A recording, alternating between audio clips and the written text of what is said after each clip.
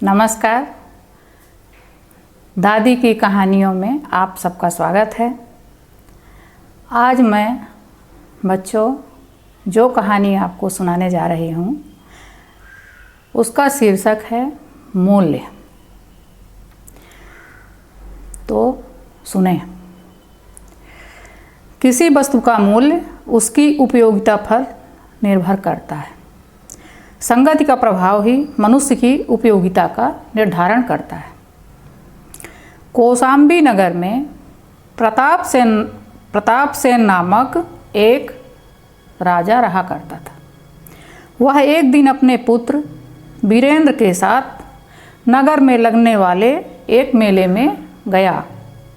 संध्या तक मेला घूमने के पश्चात जब प्रताप सेन वापस लौटने लगे तो एक स्थान पर तोतों का विक्रय होते देखकर, तोता मतलब पैरट, देखकर उनका बेटा मचल गया कि वह तोता खरीदेगा। प्रताप सेन ने देखा कि तोते के व्यापारी के पास केवल 2 ही पिंजड़े हैं जिनमें एक एक तोता था। प्रताप सेन ने उससे उन तोतों का मूल्य यानी कीमत पूछी। सफ़ेद पिंजड़े के तोते का मूल्य 1000 रुपये और काले पिंजड़े के तोते का मूल्य 1 रुपया था। पिंजड़े का 10-10 रुपया अलग से। उस व्यापारी ने कहा। प्रताप सेन ने विस्मय से उन तोतों को देखा। उन्हें बहुत आश्चर्य हुआ। वे एक जैसे ही थे। उन्होंने पूछा, मूल्य में इतना भारी अंतर क्यों है? उस व्यापारी ने कहा, हे देव, मूल्य आकृति की समानता का नहीं, वस्तु की उपयोगिता का होता है। मूल्यों के इस अंतर का कारण मैं आपको नहीं बतला सकता। यह तो आप इन्हें क्रय करके ही जान पाएंगे।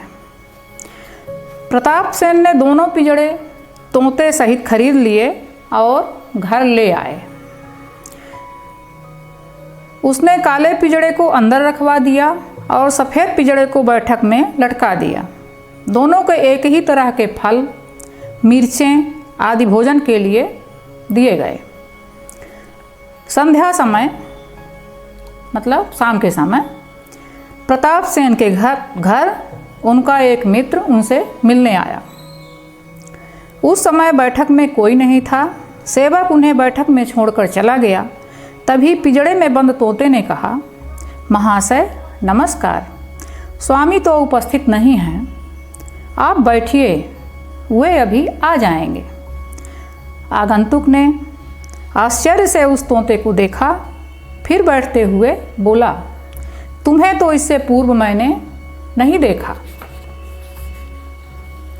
महाशय, मेरे स्वामी आज ही मेले से मुझे क्रय करके लाए हैं, खरीद कर लाए हैं। आप थक गए लगते हैं। उसके बाद उसने तोते ने सेवक को आवाज़ दी, सेवक सेवक। तभी सेवक आ गया। उसने विस्मय से पूछा, मुझे किसने पुकारा? मैंने, तोते ने कहा। तुम अतिथि के लिए शरबत ले आओ, इनका आतिथ्य करो, तब तक स्वामी आ जाएंगे। सेवक को बड़ा आश्चर्य हुआ, किंतु यह उसका कर्तव्य था। वह शरबत लाने चला गया। आगंतुक को भी उस तोते के व्यवहार पर विस्मय हुआ, आश्चर्य हुआ। यद्यपि वह भूपति के घनिष्ठतम मित्रों में से था, तब भी ऐसा सत्कार उसका वहाँ कभी नहीं हुआ था। उसी समय भूपति प्रताप सेन आ गए।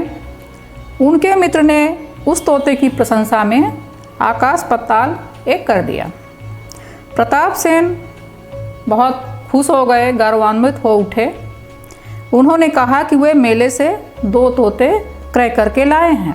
इस पर उनके मित्र ने कहा, मित्र, ये तोते अद्भुत लगते हैं, दूसरा कहाँ है? प्रताप सेन ने सेवक के माध्यम से दूसरा तोता बैठक में मंगवा लिया। उस तोते ने बैठक के अंदर आते ही आगंतुक को लाल लाल आँखों से घूरते हुए कर्कश स्वर में बोला, क्यों बे? बेईमानी करके जो धन इकट्ठा किया है वह कहाँ छुपा रखा है? जल्दी माल निकाल, जल्दी कर बदमाश, वरना जान से मार दूंगा।